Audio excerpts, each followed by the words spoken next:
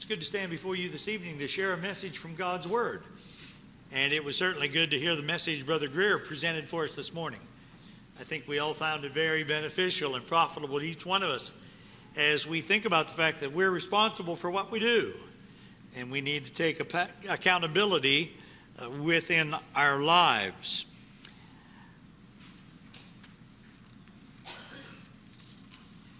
I brought 2 lessons up this evening, so I guess I will preach as long as he did. I told his brother a little while ago that I could preach 2 lessons in the length of time he preached the one, but the one was worth every minute of it if you weren't here. I'm going to dovetail off of the lesson a little bit, and usually you get away with that by saying you're dovetailing, even though it's not going to seem too related. But because I said it was related, you're going to think it's related, and it's going to seem to dovetail. At the close of the lesson this morning, he talked a lot about the idea of confessing. And he mentioned the idea of the importance of it within our lives. And I am absolutely confident that he understands the meaning of the word confess as used over in 1 John and elsewhere. And I just want to share it with you. In fact, I'm positive I've mentioned it in lessons here before, and I imagine Bill has as well. And that is that confession simply means to agree with. And to agree with is significant in that what it calls on us to do is agree with God. We are agreeing with God that He was right and we were wrong. And that's what makes sin sin. If God says this is right, and we say, no, we're going to do this on the other hand, then we've chosen to do that contrary to God, and we need to turn and we need to confess that God was right. And so when we confess in that sense, that's what it's talking about. We are agreeing with God with whatever matter it might be and acknowledging Him. There's a passage in the New Testament that in the Corinthian letter that talks about the importance of examination, and self-examination is absolutely essential in our Christian walk. And this is where I'm going to pretend that this dovetails as we take accountability. We find ourselves needing to examine ourselves. And there are a number of passages you might think of when it comes to the idea of figuring out how we could just do that. How can we find ourselves in a position of actually being accountable and examining ourselves before God? I'm going to suggest one this evening for a few moments from the book of Galatians, looking at the 3rd chapter. We're going to find passages that are very familiar to each and every one of us, I am sure. There, as we read in chapter 5, verses 26 back to 16. So we'll start at 16 and go forward to 26. Those who have heard me for the first time, you're going to question just how smooth I am. Now I'm going to turn my Bible to the passage. Okay.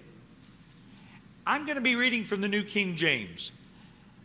So if it reads a little different than what you're reading, if you're reading from the Old King James or one of the other translations, the English Standard has become very popular. There are some other translations as well. But I'll be reading verse 16 through 26 in Galatians chapter 5. I say then, walk in the Spirit, and you shall not fulfill the lust of the flesh. For the flesh lusts against the Spirit, and the Spirit against the flesh. And these are contrary to one another, so that you do not do the things that you wish. But if you are led by the Spirit, you are not under the law. Now the works of the flesh are evident, which are adultery, fornication, uncleanness, lewdness, idolatry, sorcery, hatred, contentions, jealousies, outbursts of wrath, selfish ambitions, dissensions, heresies, envy, murder, drunkenness, revelries, and the like, of the which I tell you beforehand, just as I also told you in time past, that those who practice such things will not inherit the kingdom of God.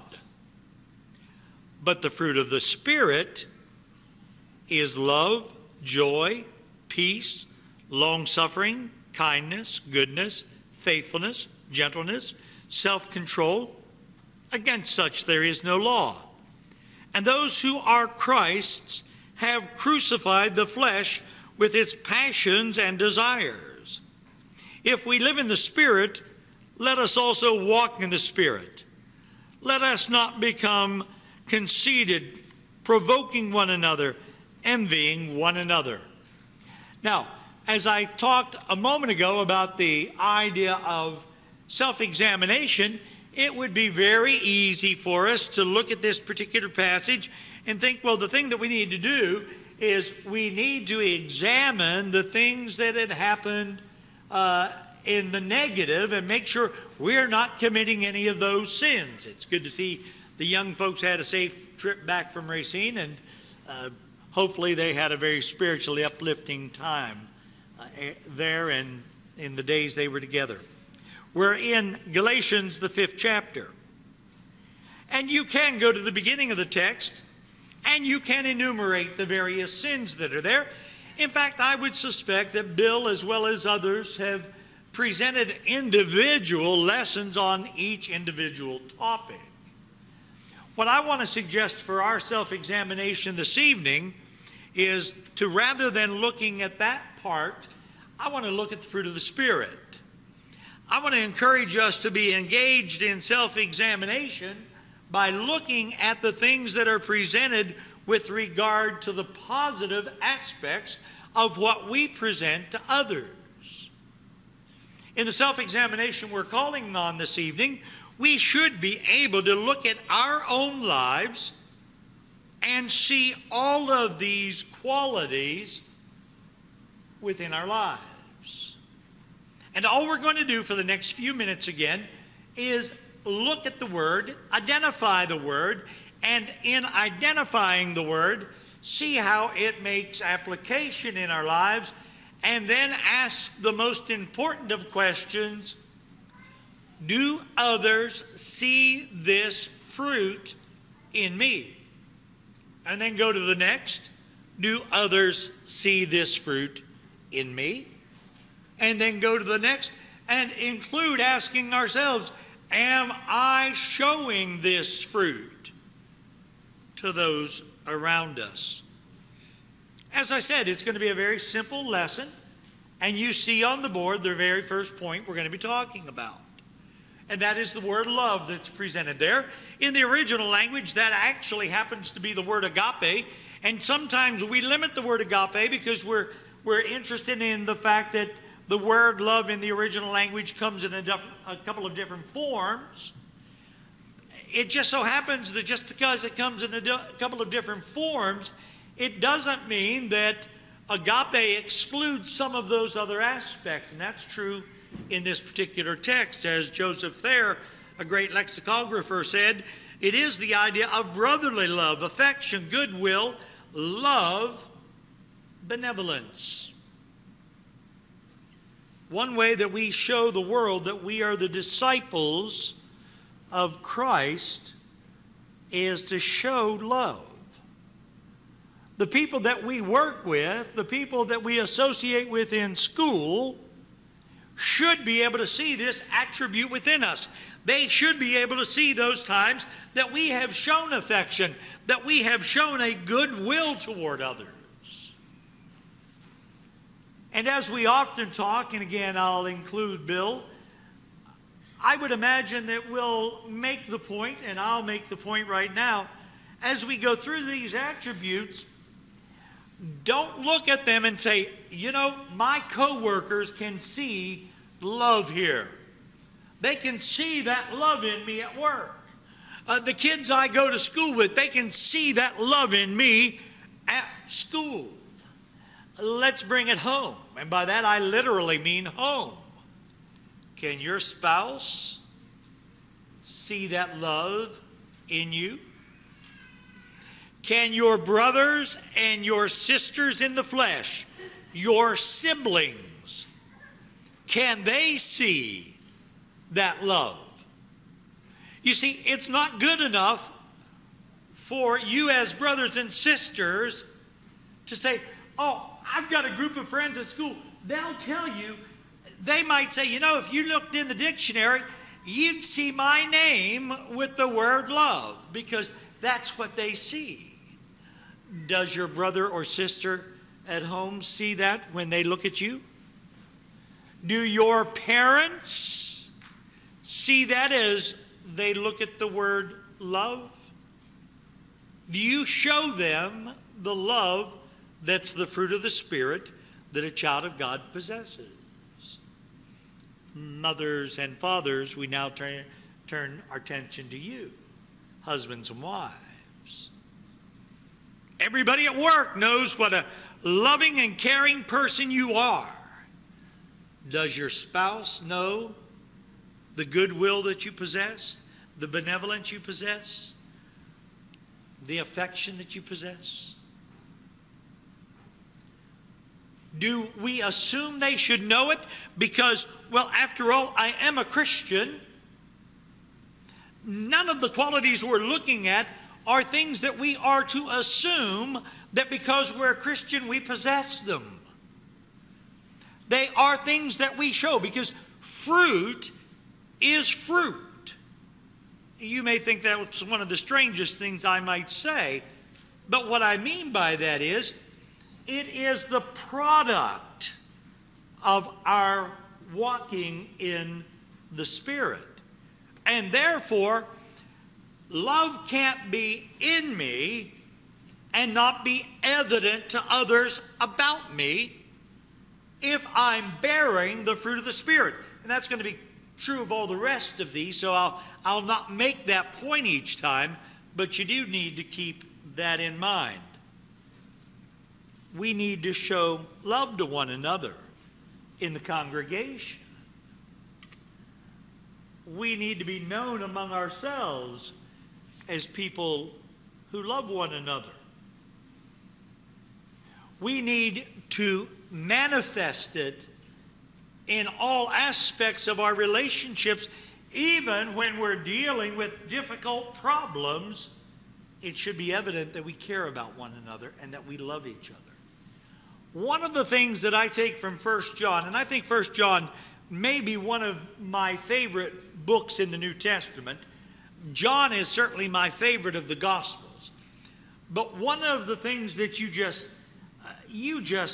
if you're reading 1 John and don't get the points that I'm about to make, then you need to get with somebody to get your remedial reading under control.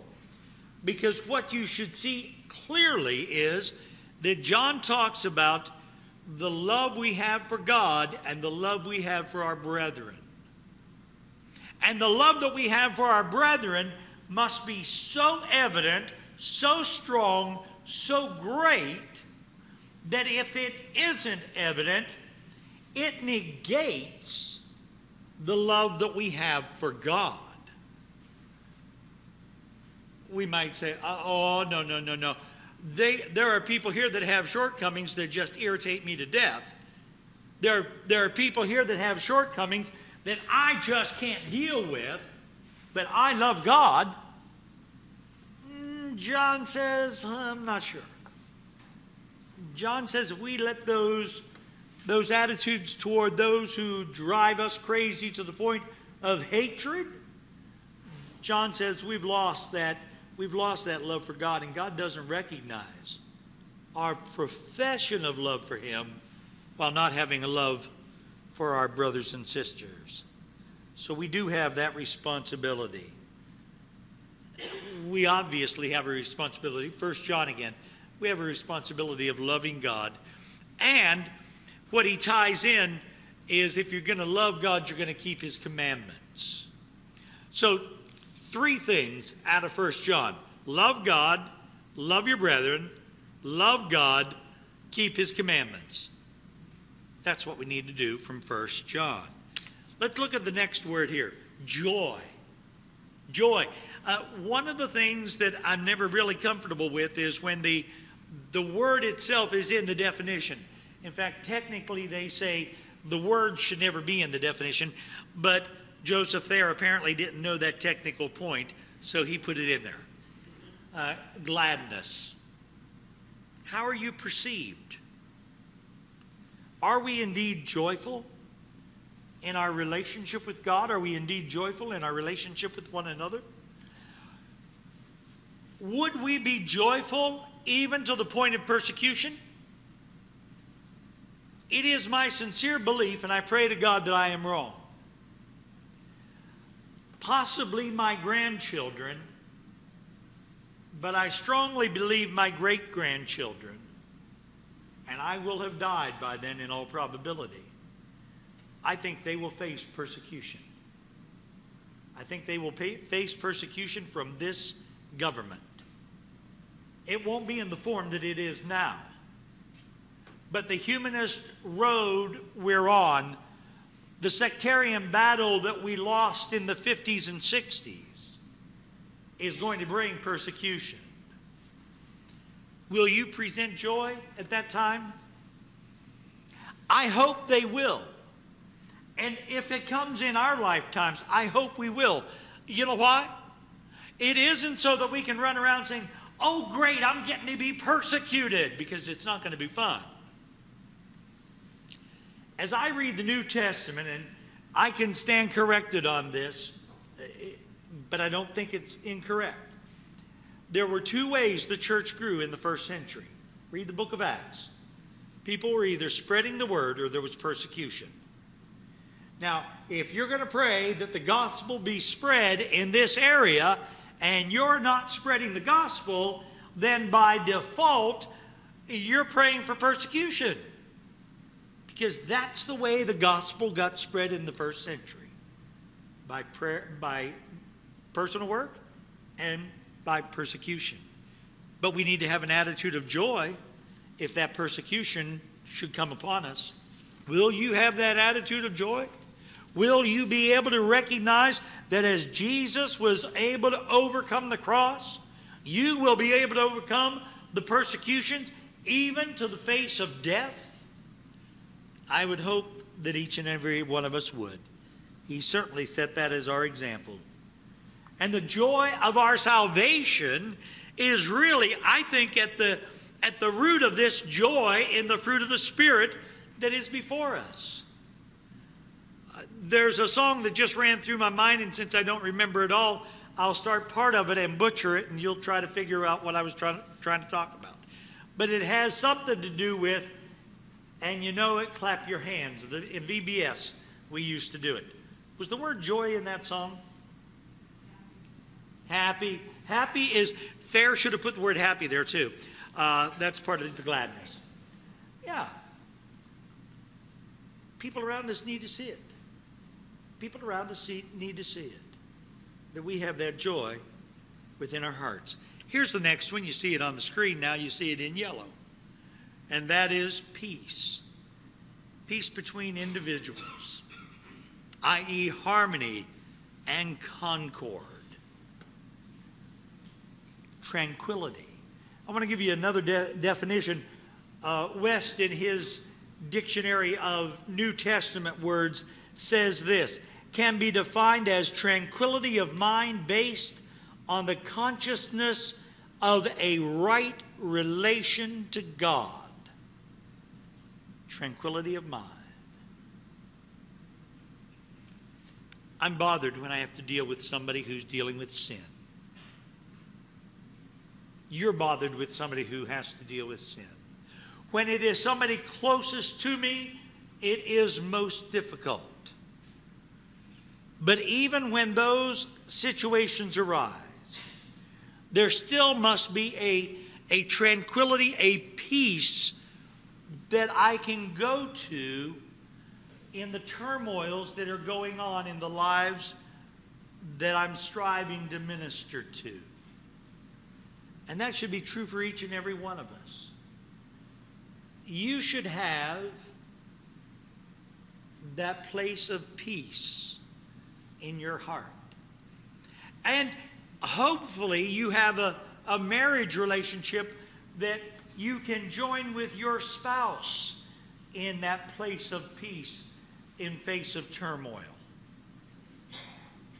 Remember, we're looking at all of these with the requirement of self-examination to see how deep our Christianity runs. I think I have shared with you in times past. I've come and visited so many times that I almost feel like this is the second most place I've ever preached. But we need to understand as children of God that the word Christian is unique. This is an aside to what's up there. In fact, I'll blank this screen out so your eyes won't go there and they'll come back here. Christian describes your relationship to Christ in the life you are living. A child of God describes your relationship with God that will last until the day of eternity, when God determines whether he's going to spew you out of his mouth or invite you in, as I've mixed the metaphors of the lukewarm and the goats and the sheep. But during your daily walk, Christians should define who you are. I'm very careful about how I use that word. If an individual who has been baptized into Christ is not following the fruit of the Spirit, I don't refer to them as Christians. And if they ever take affront to it, I explain why. I simply say to them, here's the fruit of the Spirit. Jesus says in the Sermon on the Mount, we're to be fruit inspectors. I don't see your fruit. So we need to live as Christians. We need to indeed have that peace that is promised. We need to be known as peacemakers. We need to be individuals who indeed recognize the distinction of right and wrong, and we're always going to stand on the side of right and try to bring harmony as we move those who are wrong into the camp of that which is right. Long suffering is the next we're going to look at for just a moment. The idea of patience and forbearance, the idea of long suffering, the idea of lowliness, slowness in avenging wrongs.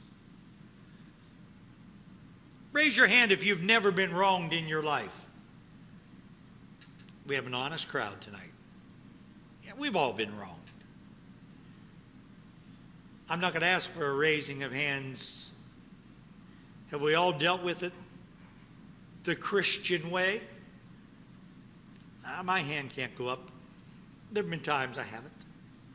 But we need to learn to suffer long. We need to recognize that the whole idea of slowness in avenging the wrong is because we're going to let God avenge the wrong. We don't have to avenge it. We let God avenge the wrong. And so we understand that long suffering. We understand that we're going to be treated in an ill fashion at times, even among our brethren, even at times in our home life.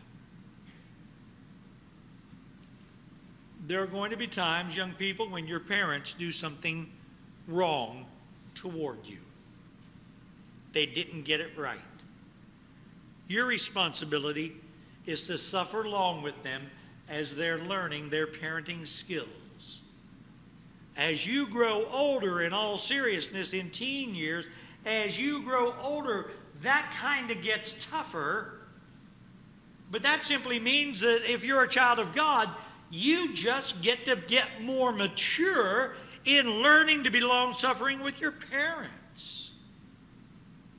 What you don't get to do is throw out the words of Paul and say, you're not to provoke your children into wrath, and what you're doing right now is provoking me to wrath. Now, Paul had a legitimate point there, and we're not going to get all of that. But I would suggest that 99.9% of the time, if you're tempted to suggest your parents are provoking you to wrath, the reality really is you're failing in your long suffering in dealing with the correction that was needed in your life. You have to be willing to be long-suffering with each other. And why not? We want God to be long-suffering with us. Oh, how I pray to God that He suffers long with me every day of my life. Let's go to the next one. Kindness. Benignity, the kindness, that which will allow us to actually, here I'm going to give you some more from another writer who says, to provide something beneficial for someone as an act of kindness, to act kind, to be kind, kindness. It's doing. I don't get to sit back and simply look like a kind person. I don't get to simply sit back and look like a non-threatening individual that everybody says, you know, he or she, they have such a kind look on their face. They look kind. I need to be showing kindness. If I'm bearing the fruit, I'm bearing the kindness, and I'm showing it to others. We put our kindness into effect as the elect of God. We need to remember that kindness is an attribute of God that brought us to the point of salvation. And therefore, we need to show it to others. If God was so kind, and we can use other words here for the statement that I'm about to make, but if He were so kind as to offer salvation to you and I'll say to me, how dare I withhold kindness from anyone here? How dare you withhold kindness from any of your brothers and sisters in Christ? The next is goodness. Uprightness of heart in life. Goodness, kindness. The uprightness of heart is the act of having that generous attitude of giving, that generous action of giving.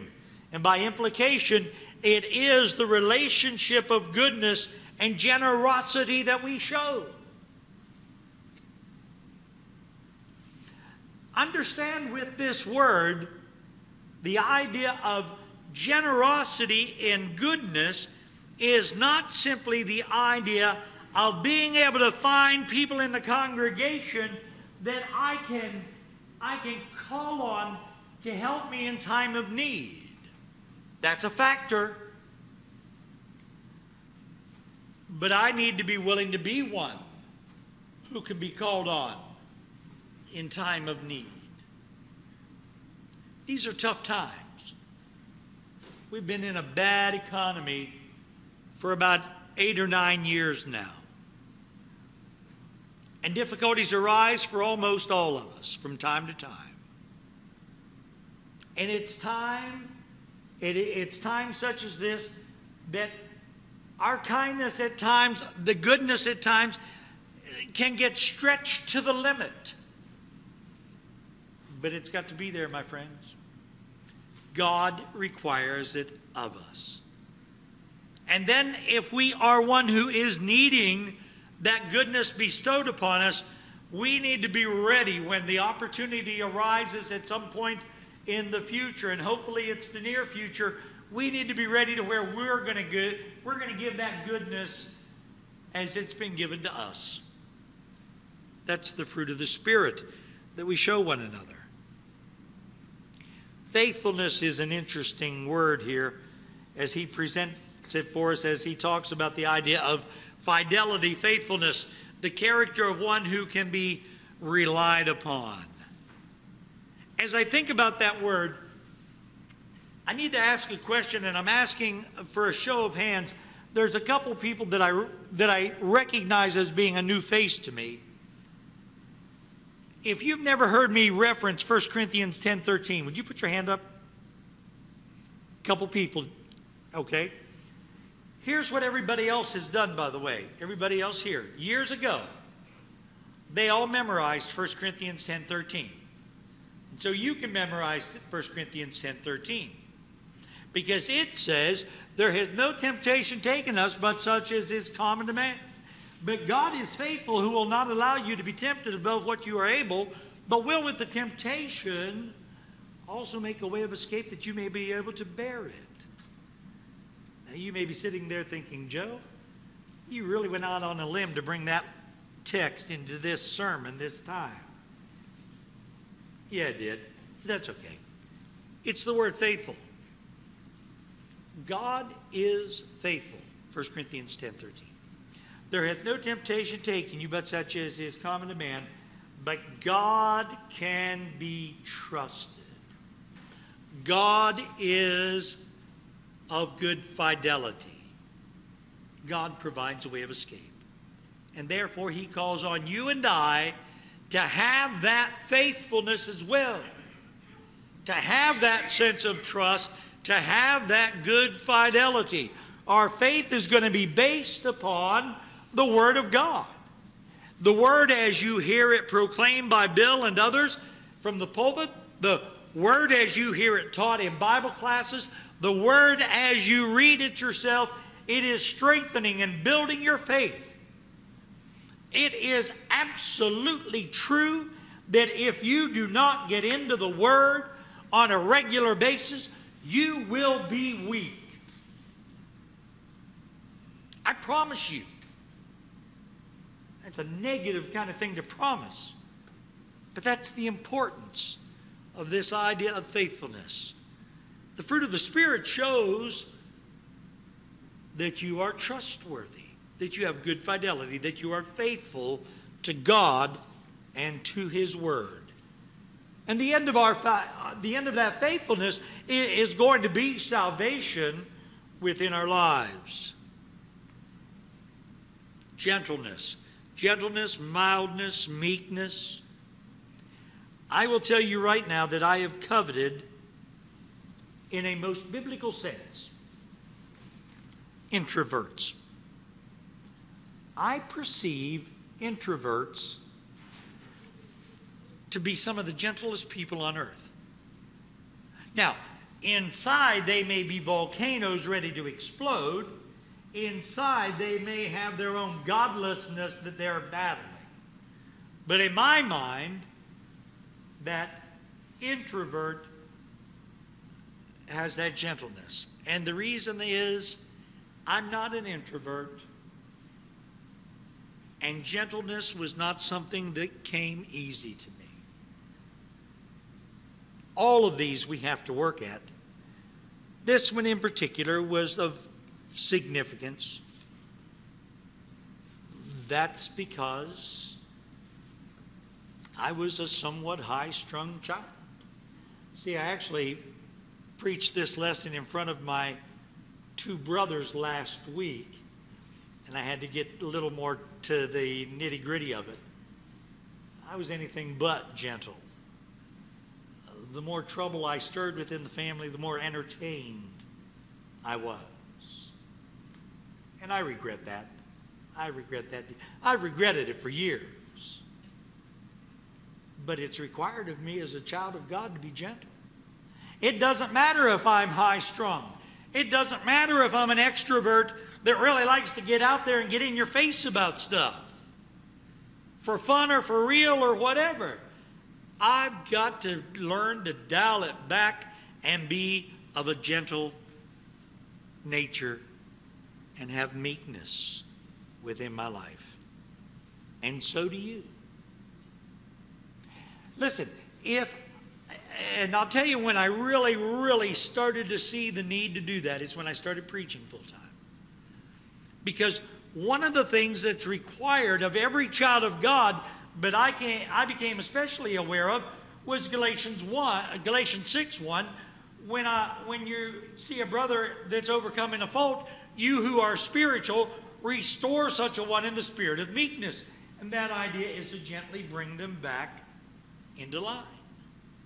The illustration is that you're walking down the path, the light of Jesus Christ, and they begin to stray, and you simply reach out and put your arm around them, and you gently bring them back.